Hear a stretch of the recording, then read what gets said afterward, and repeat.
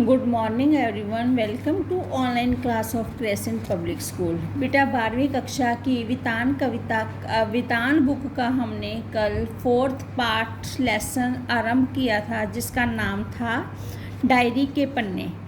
Anne Frank द्वारा लिखा गया डायरी के पन्ने, जिसमें एन फ्रैंक ने द्वितीय विश्व युद्ध के समय जब यहूदियों के साथ बुरा व्यवहार किया जाता था तो उन्हें अज्ञातवास का जीवन जीना पड़ता था। उस समय एन फ्रैंक भी इस का शिकार हुई और उन्हें काफ़ी लंबे समय तक दुनिया से कट कर नीचे गुफा में रहना पड़ा अपने परिवार के साथ। उनमें 8 सदस्य थे। एक उनका परिवार, माता पिता, बहन और एक उनके पड़ोसियों का परिवार, जिसके बारे में वो बता रही है। और डायरी लेखन उनकी एक विधा है जिसमें वो लिखना पसंद करती हैं। डायरी लेखन हर पूरे दिन की दिनचर्या को लिखा जाता है। तो हमने कल पढ़ा कि जब उनको पता है कि उन्होंने जाना है तो ज़्यादा कपड़े ले जाना अलाउड नहीं था, तो उस समय उन्होंने 2-2, 3-3 हर जगह कपड़े पहन लिए। 2-2, 3-3 उन्होंने स्टॉकिंग पहनी, पैंट पहनी, सब कुछ पहन लिया, जिसके कारण उन्हें बहुत ही ऐसा लग रहा था कि जैसे वो ब्रीफ केस की जगह आज अपने सारे कपड़े खुद पहन रखे हैं और उन्हें आगे बढ़ना था। तो आगे आज पढ़ते हैं। मार्गोट ने अपने थैले में स्कूल की किताबें और ठूस ली थी और वह अपनी साइकिल लेने चली गई और फिर एक मेप की निगरानी में अज्ञात जगह के लिए रवाना हो गई। कुछ भी रहा हो, मेरे लिए तो वह अनजान जगह ही थी, क्योंकि मुझे अभी भी पता नहीं था कि हम कहाँ जाने वाले हैं। 7:30 बजे हमने भी अपने पीछे दरवाज़ा बंद किया। मुर्तजे की एकमात्र ऐसी जीवित प्राणी थी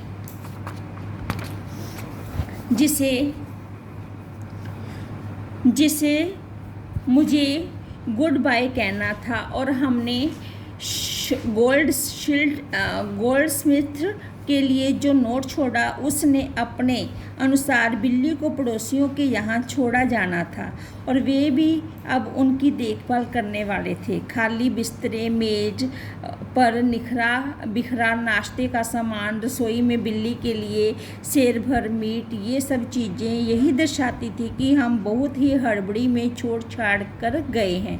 लेकिन इम्प्रेशन सारी चीज़ें यही दर्शाती हैं कि हम हड़बड़ी में छोड़कर गए हैं, लेकिन इम्प्रेशन छोड़कर जाने में हमारी कोई दिलचस्पी नहीं थी।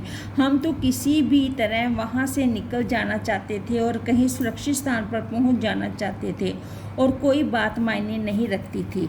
बाकी कल एन फ्रैंक। फिर वो बुधवार की बात थी। आगे वीरवार को उन्होंने 9 जुलाई 1942 को लिखा, प्यारी किट्टी, तो आखिर हम चल पड़े। मम्मी पापा और तेज बरसात में भीगते आए।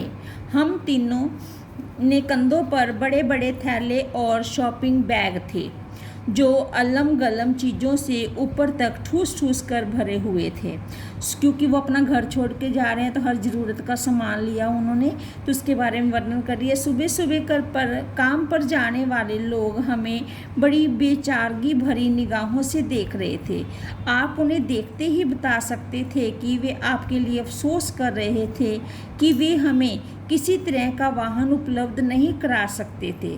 हमारे सीने पर चमकता पीला सितारा क्या था? एक निशानी थी। हिटलर के शासन में यहूदियों को विवश किया गया था कि वे अपनी पहचान के लिए पीला सितारा पहने, जिससे दूर से पता चल जाए कि ये यहूदी हैं। तो पीला सितारा सारी दास्तान खुद ही कह देता था। जब हम गली में पहुंच गए तभी पापा और मम्मी ने धीरे धीरे बताना शुरू किया कि उनकी योजना क्या है। पिछले कई महीनों के दौरान हम थोड़ा थोड़ा करके जितना भी हो सका फर्नीचर, कपड़े लत्ते फ्लैट से बाहर ले जाते रहे थे। यह तय कर लिया गया था कि हम लोग 16 जुलाई को अज्ञातवास में चले जाएंगे। अचानक मार्गोट के लिए बुलावा आ जाने के कारण योजना में 10 दिन आगे खिसकना पड़ा था। इसका मतलब यह है कि अब हमें कल तैयार किए गए कमरों में ही गुजारा करना होगा। छिपने की जगह पापा के ऑफिस की इमारत में ही थी। इसे समझ पाना बाहर वालों के लिए थोड़ा मुश्किल होगा, इसलिए मैं थोड़ा बहुत समझा देती हूँ। पापा के ऑफिस में काम करने वाले लोग बहुत ज़्यादा नहीं थे, बस मिस्टर कुलगर, मिस्टर क्लीमेन, सीएम और 23 बरस की टाइपिस्ट जिसका नाम बेप वॉस्क्विल था। उन सबको हमारे आने के बारे में खबर कर दी गई थी और मिस्टर वॉस्क्विल बेब के पिता 2 और सहायकों के साथ गोदाम में काम करते थे। उन्हें कुछ भी नहीं बताया गया था। इमारत के बारे में थोड़ा सा बता दूं, तल मंजिल पर बना बड़ा सा गोदाम काम करने की जगह और भंडार घर के रूप में इस्तेमाल होता है। इसके अलग अलग हिस्से बने हुए हैं। ये हिस्से गोदाम, पिसाई का कमरा वगैरह हैं। यहाँ इलायची, लौंग और काली मिर्च वगैरह पीसे जाते हैं। तो इस प्रकार उसने वहाँ का वर्णन किया है जहाँ पर अब वो जाकर रहने वाले थे। गोदाम के दरवाजे से ही सटा हुआ एक बाहर का दरवाज़ा है जो ऑफिस का प्रवेश द्वार है, और ऑफिस के दरवाजे में एकदम अंदर की तरफ एक दूसरा दरवाज़ा है और उसके पीछे सीढ़ियाँ हैं। सीढ़ियाँ ऊपर चढ़े तो एक और दरवाज़ा आता है जिस पर 4 आर पार दिखाई ना देने वाले कांच की खिड़कियाँ लगी हुई हैं। इस पर काले अक्षरों में कार्यालय लिखा हुआ है। यही आने वाला बड़ा यानी फ्रंट ऑफिस है। ये बहुत बड़ा, हवादार और खूब रोशनी वाला कमरा है।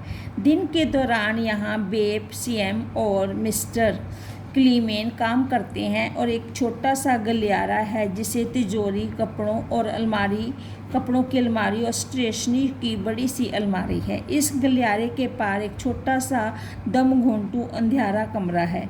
यह बैंक ऑफिस है। इसमें मिस्टर कुलगर और मिस्टर वानदान बैठा करते हैं। अब इसमें सिर्फ मिस्टर कुलगर बैठते हैं। मिस्टर कुलगर के ऑफिस में पैसेज में से भी पहुंचाया जा सकता है, लेकिन सिर्फ कांच वाले दरवाजे के जरिए, जिसे अंदर से तो आसानी से खोला जा सकता है लेकिन बाहर से इतनी आसानी से नहीं। मिस्टर कुलगर के ऑफिस से निकलने के बाद तुम लंबे तंग गलियारे से कोयले वाले गोदाम की ओर बढ़ोगी और 4 सीढ़ियाँ चढ़ोगी तो तुम अपने आप को प्राइवेट ऑफिस में पाओगी। यह पूरी इमारत का शो पीस है।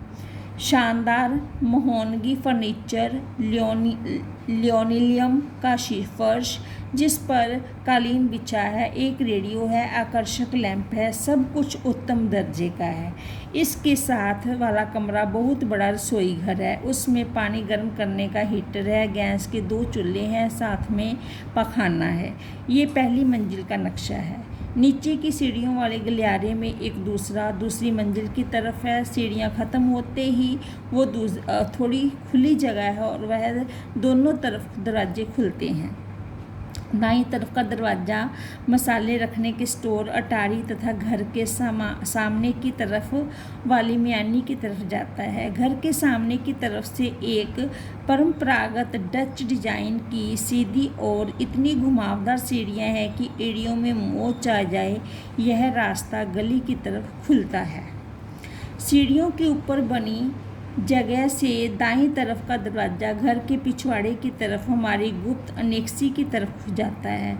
कोई कल्पना भी नहीं कर सकता था कि इस सपाट मटमैले दरवाजे के पीछे इतने कमरे भी हो सकते हैं। दरवाजे के आगे सीढ़ी का बस एक ही पायदान है। इसे पार करते ही आप भीतर होते हैं। आपके सामने ही कई सीढ़ियाँ ऊपर की तरफ चली जाती हैं। बाईं तरफ एक तंग सा गलियारा है जो एक बड़े कमरे में जाकर खुलता है। यही कमरा फ्रैंक परिवार के लिए ड्राइंग रूम और बेडरूम का काम करता है। अगला दरवाज़ा एक छोटे कमरे का है। यह परिवार की 2 जवान लड़कियों के बेडरूम और स्टडी रूम का काम आता है। स्टडियों की दाईं तरफ गुसलखाना और बिना खिड़कियों वाला एक कमरा है जिसमें एक वॉश बेसिन लगा हुआ है। किनारे की तरफ वाले दरवाजे के पाखने की तरफ और दूसरे दरवाजे से मेरे मार्गरेट के कमरे की तरफ ले जाया जा सकता है। यदि आप और सीढ़ियाँ चढ़कर बिल्कुल ऊपर तक चले जाएं तो आप नहर के किनारे इन पुराने मकान के ऊपर एक बहुत बड़ा खुला और हवादार कमरा देखकर हैरान रह जाएंगे। इसमें एक गैस का चूल्हा है, एक सिंक है। भगवान का शुक्र है कि यह मिस्टर गुल्लर की प्रयोगशाला में काम आता था। यह मिस्टर और मिसेज वानदान का बेडरूम और रसोई घर होगा। इसे कॉमन कमरे, डाइनिंग रूम और हम सब के लिए स्टडी के लिए भी इस्तेमाल किया जा सकेगा। एक छोटा सा कमरा पीटर वानदान के लिए बेडरूम का काम करेगा और फिर जैसे इमारत के सामने की